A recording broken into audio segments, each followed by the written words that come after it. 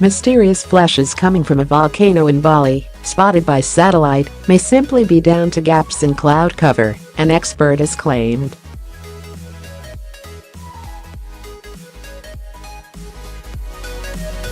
The bursts of light were picked up by 3.9-micron infrared sensors aboard the Japanese Himawari geostationary weather satellite described as hotspots. They appear to be emanating from the active Mount Agung, which began erupting in recent days.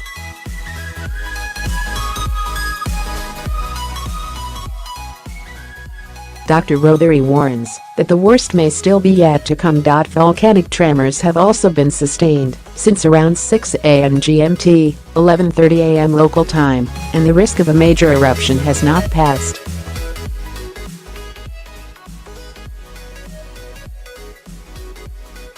Yet Dr. Rothery has heard reports of people, including tourists, boasting of climbing the volcano in recent days.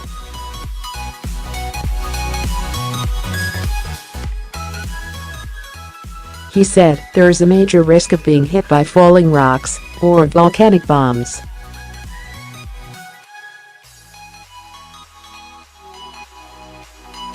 It looks spectacular and is exciting, but even small explosions can throw out brick-sized bombs that will kill or maim you.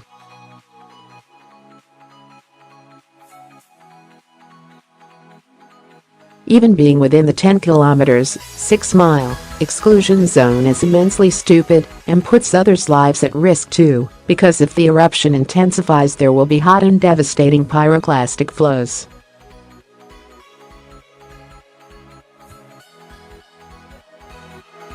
Outside of the exclusion zone, people are safe and not placing a burden on the civil defense forces.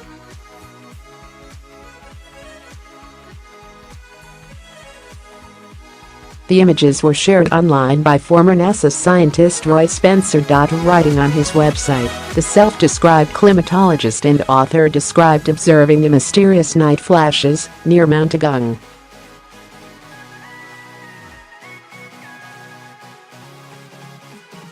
Dr. Spencer said, "Thinking this was just sensor noise, I examined other areas for similar flashes and saw none.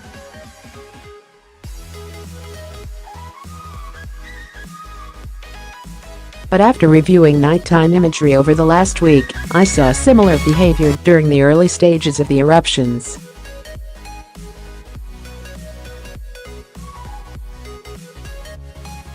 It appears that the flashes are not lightning, but are either hotspots in the 3.9-micron portion of this product, a channel which is also used to detect wildfires, or some portion of the eruption cloud that has low emissivity at 3.9 microns.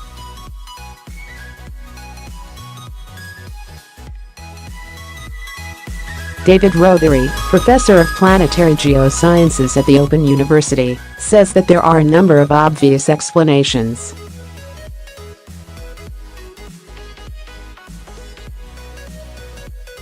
Speaking to Mail Online, he said, "No one should be surprised by mysterious infrared fluctuations on satellite images.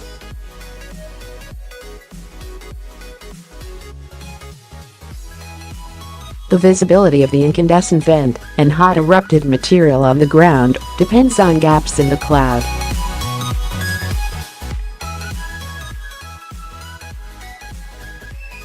Some of the flashes might be lightning, which is common during ash eruptions because of the transport of particles from ground to air, where the electrical conditions are different, so discharge occurs.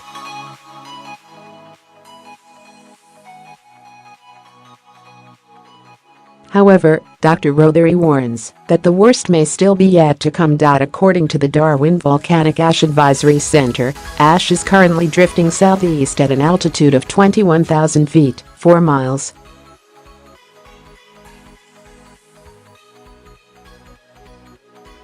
Officials have extended the closure of Bali's international airport for another 24 hours due to concerns that jet engines could choke on the thick volcanic ash, which was moving across the island, leaving 120,000 stranded visitors in need of shelter.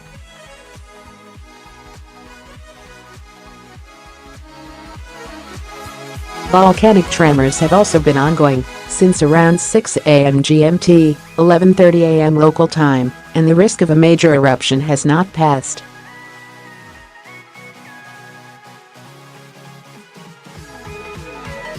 The flashes were picked up by the 3.9-micron infrared sensors on the Japanese Himawari geostationary weather satellite and shared online by former NASA scientist Roy Spencer. Yet Drive Rothery has heard reports of people, including tourists, boasting of climbing the volcano in recent days.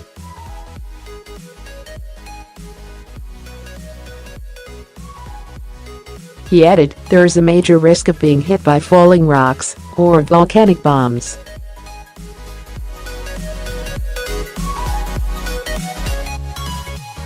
It looks spectacular and is exciting, but even small explosions can throw out brick-sized bombs that will kill or maim you.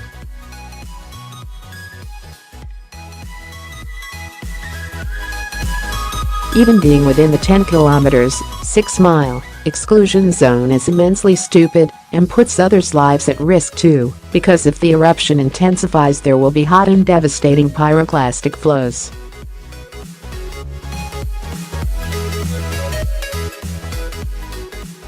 Outside of the exclusion zone, people are safe and not placing a burden on the civil defense forces.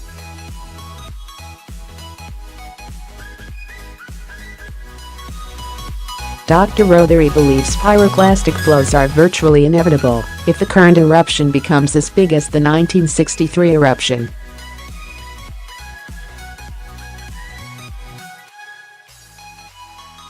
Pyroclastic flows contain a high-density mix of hot lava blocks, pumice, ash and volcanic gas.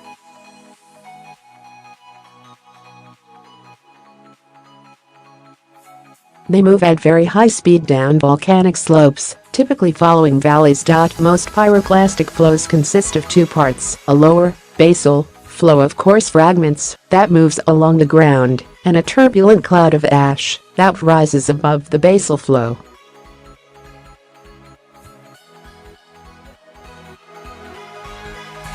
Ash may fall from this cloud over a wide area downwind from the pyroclastic flow. When the rate of emission of ash becomes too great to be sustained in a stable eruption column rising skywards, all or part of the rising column will collapse, and the hot ash will rush downhill and seep across the terrain.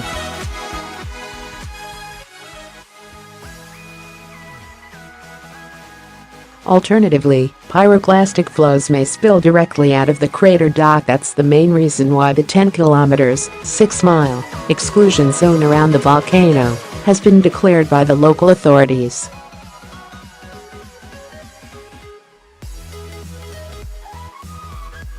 A climactic eruption like 1963 could occur at any time, and people within that zone will not have time to escape.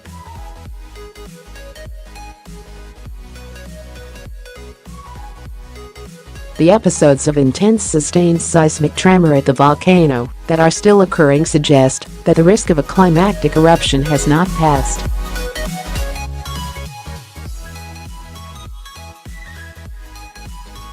Bali's Mount Agung volcano last erupted in 1963. Gusti Nyomendal, now 72, lived through it as a teenager.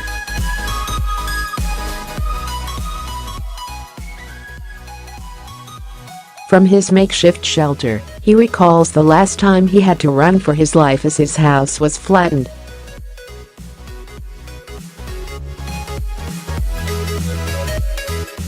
It was around 11:30 a.m. We immediately ran. We had nothing with us except the clothes we were wearing, said Gusti Nyomendal, 72, says his house was flattened the last time Bali's Mount Agung volcano erupted in 1963. I was afraid and panicked.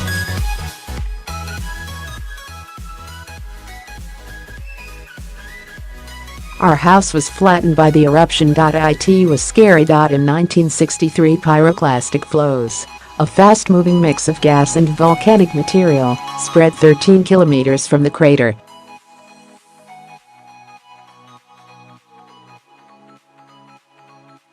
At night everything was shaking. Because of the earthquake, I evacuated on foot through dusty roads, said Nenga Bunter, 70, at another evacuation center.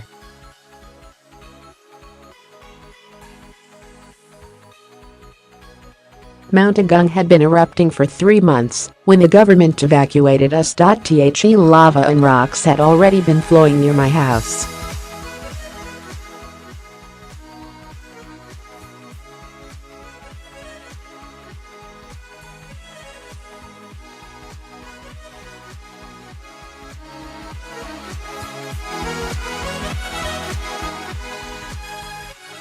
I heard there was a ship leaving for another island, but when I arrived, there was nothing.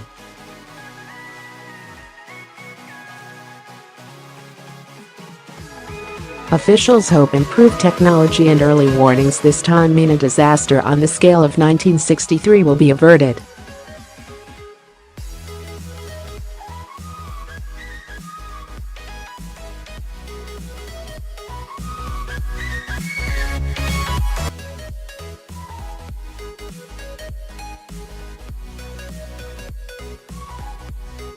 Indonesia is the world's most active volcanic region with 127 active volcanoes. The Southeast Asian archipelago lies on the Pacific Ring of Fire where tectonic plates collide, causing frequent seismic and volcanic activity.